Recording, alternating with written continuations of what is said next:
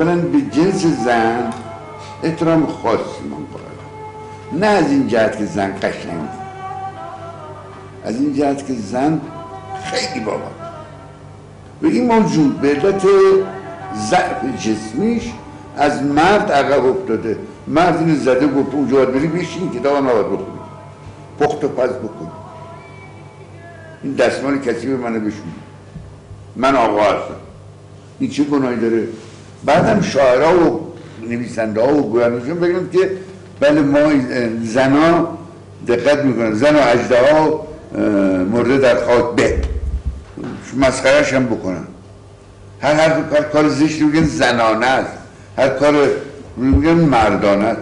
تو غلط کردی مرد، تو خاک به سرت که به مادرها جسارت میکنی. من رو میخوام اینا باسواد بشن، حق خودشونو بخوان، معلم بشن.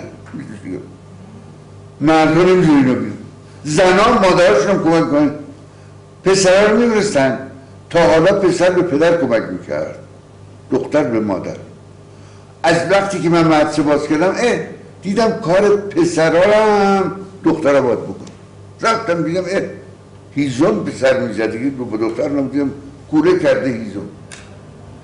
گفتم چطور شده؟ گفت آخه از وقتی که برادرم معلم مؤثر شده مدرسه میریم من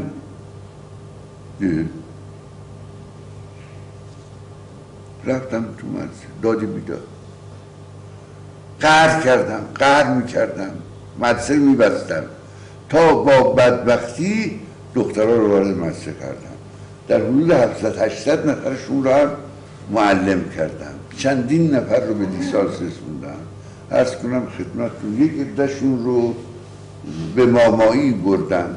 اشایر در اون زمان یه حالت بگن فراموش شده بودن، مخصوصا مناطق ما. یه منطقه بود محروم، نه جاده بود، نه آب لوله کشی بود، نه برق بود، نه گاز بود، هیچی از این چیزا رو نبود و نداشتن این چیزا رو.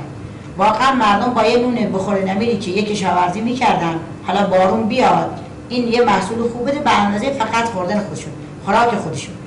این بود که چون ما هم از خود این جامعه و از خود این مردم بودیم درد اونا رو حس میکردیم، در نتیجه تا آخرین لحظه و آخرین ساعت روز، حتی بعضی وقتا شب اگر لازم بود کار میکردیم.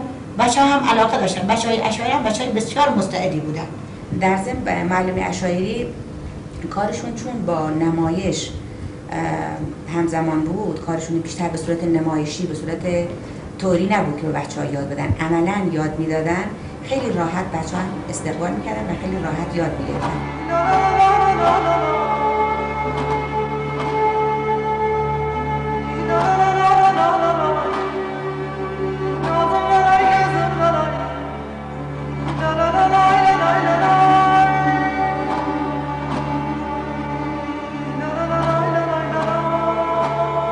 مثلا اگر از پدر من میپرسید چند تا بچه داری، فقط پسراشون میگفت 4 تا بچه دارم، 4 تا بچه دارم، مثلا 2 تا دختر جز بچه نمیدونن، اسم بهش نمیدادن. الان هم یک کمی هست ولی این اصل جوانمون البته فرق کرده. خب شما ببینید در بین مناطقی که دختر جز بچه نباشه، دختر اسمش نرسه، آقای بنبگی چنان عزت و احترامی به دخترها و به زنها بخشید واقعا که اینا رو همسن و با مردان میدونست و واقعا هم یعنی به عینه عملا نشون میداد، نه که شعار میداد، عملا نشون داد که نه شما دخترای من هیچ فرقی با پسرای من ندارید و میدان به ما داد. ما کار کردیم، تلاش کردیم و هیچی هم به قول هم در کلاسامون، در درسمون، در تحصیلمون هیچ از مردا هم کم نیاوردیم. چون اگر آقای بهمنبگی نبودن و دخترها مدرسه نمیرفتن، وضعیت ما اشاعری‌ها غیر از این بود که الان هست.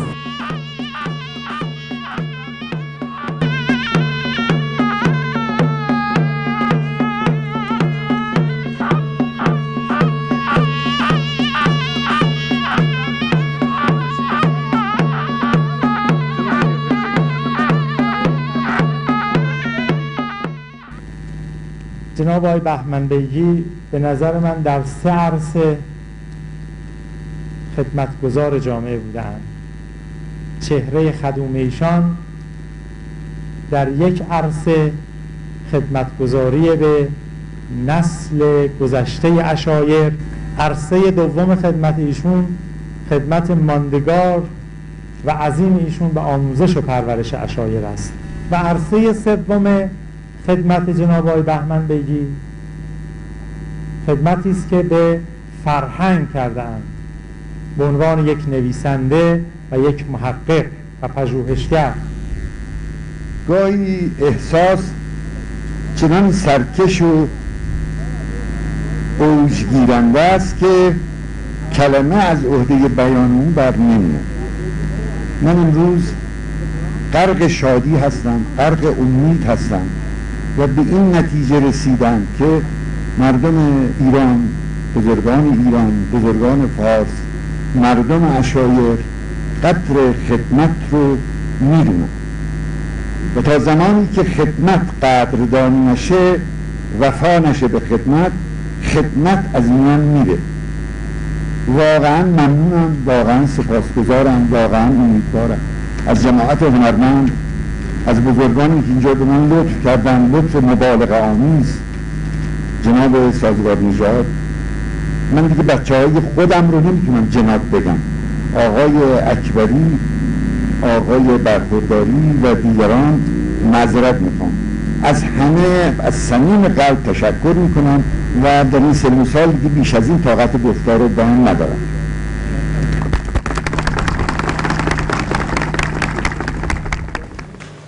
من واقعا از کار نویسندگی باید بگم کوتاهی کردم، یعنی در اون زمانهایی که ذوق من در اوجش بوده بدون شک و خیلی بهتر میتونستم بنویسم، من گرفتار مسئله بودم و از این بابت خیلی هم مفتخرم. من را الان کسی به من بگه مربی هستی یا نویسنده، من میگم من مربی.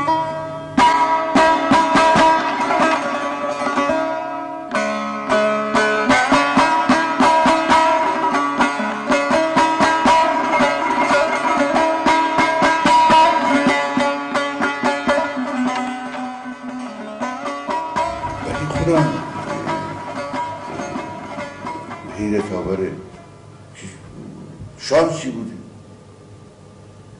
چه قدرتی منو واداشت من از همه چی ببرم تو این بیابونا، تو این دیگه تقلاهای من رو باید خود من نمیتونم بگم، چشمم رو، پام رو، زندگیم رو، همه چیز رو در این راه الحمدلله گذاشتم و به نتایجی رسیدم.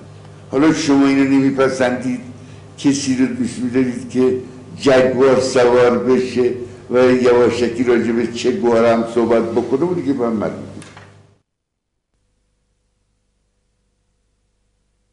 در کتاب مقدس آمده است آن که دوباره متولد نشود ملکوت خداوند را نخواهد دید. اینک در برابر انسانی نشسته ایم که تولد دوباره بسیاری را رقم زده است. برخیزیم و کلام دیگری آغاز کنیم.